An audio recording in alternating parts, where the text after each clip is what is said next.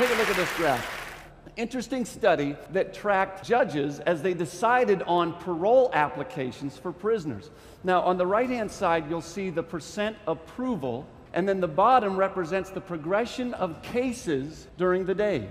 This is a 2-year study, 1,000 cases, 8 judges, and this graph represents the exact pattern of decision-making for every single one of the judges every time.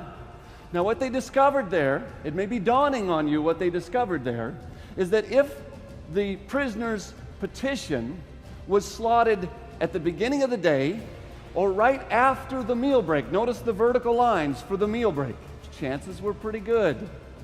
But if the prisoner's petition was slotted right before the meal break, chances were almost as if you weren't getting out of jail, pal. So if the judge is feeling fresh, prisoners get a fair hearing. But if the judge is feeling tired and hungry, prisoners get more time in prison. Now, I thought when I looked at this, I thought, can you imagine being the prisoner in the wrong slot and seeing this graph? I mean, for crying out loud, give that judge a cookie or a sandwich or something. I'm desperate here. Now, I'd like to thank the TED Committee for slotting me today.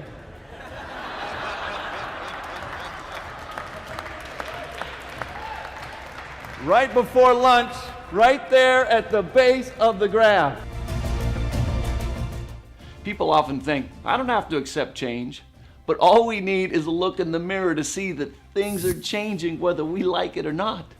Life is kind of like a parent helping a toddler into the car for preschool. He's either going to go nicely or go kicking and screaming, but no question about it, he's going.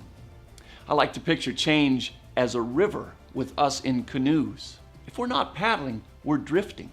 There's no status quo on this river, no staying in place. We can't be passive, we must be aggressive. We've long believed, wrote former General Electric CEO Jack Welch, that when the rate of change inside an institution becomes slower than the rate of change outside, the end is in sight. The only question is when. Now, Jack was referring to organizations, but it's true for people. If our paddle pace isn't stronger than the river pace, we're in trouble. So will we rise to the challenge of change? Will we paddle the river, or will we drift into despair and defeat? Most wealth is created by us creating value and cooperating together. It's possible for both to win.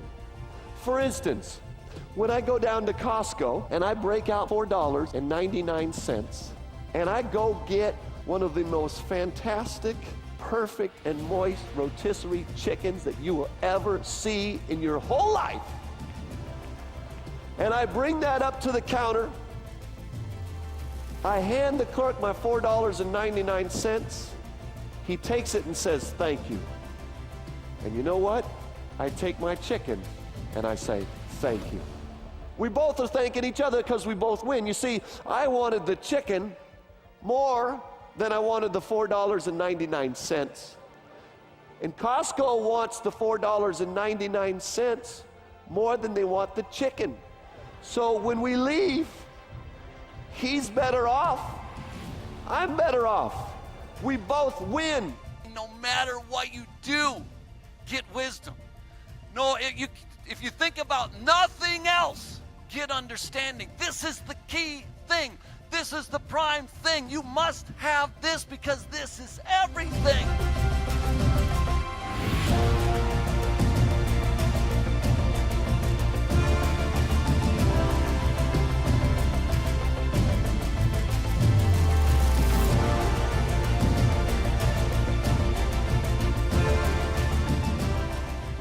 The way we see automatically influences our emotions, okay? So whenever we go through life, we run into a situation, we tell ourselves what is happening and how good or bad is it?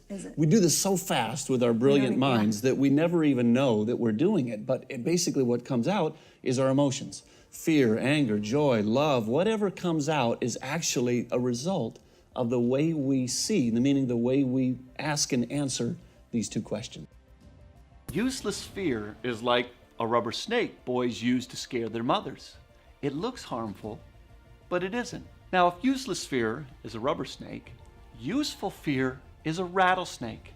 It looks harmful because it is harmful. The key is to identify rubber snakes and rattlesnakes, avoid the rattlesnakes, and not be rattled by the rubber snakes.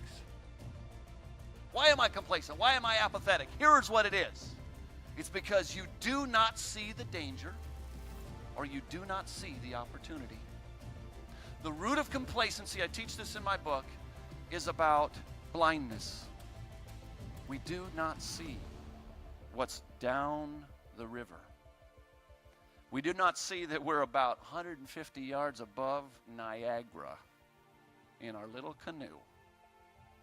And so we think we can float along. But let me just tell you, if you knew that's where you were, your complacency problem would be instantly solved. There would be no need for a motivational talk. All I'd have to do is give you a postcard. Hey, that's where you're going, all right? Hope you got a thick barrel, right? Seriously. And a lot of times we're trying to give people motivational talks. We're trying to break complacency, and we're hacking at the branches. For every 1,000 hacking at the branches of evil, there's one striking at the root. And the thing when it comes to trying to beat complacency, we hack at the branches. We try to work with our emotions and our motivations, not realizing that it's a perception problem. It's something at the root. My book, Automatic Influence, basically describes the root of perception and how perception automatically influences our emotions and motivations, which automatically influence our decisions and behaviors. And too many people are trying to change decisions and behaviors without addressing the deeper root, which is the emotions and motivations, without addressing the deeper root, which is the perceptions that drive them. In this case, complacency, a lack of motivation, is because we do not see the danger. Or we don't see the opportunity. Imagine if I told you, listen, yeah, Niagara's down there, but by the way, there's a $10,000 giveaway up there to the first canoe that gets to the dock, 100 yards up. You would be paddling furious. I mean, if you believed it, right, as a stupid sounding promise. But if you really believed it, would you need any motivation? No, you'd have it already. The complacency goes away, not because you dealt with your motivation, but you dealt with your perception. You see, which is why wisdom is always described as insight. This program is about hope, but not some sort of everything will be easy kind of hope.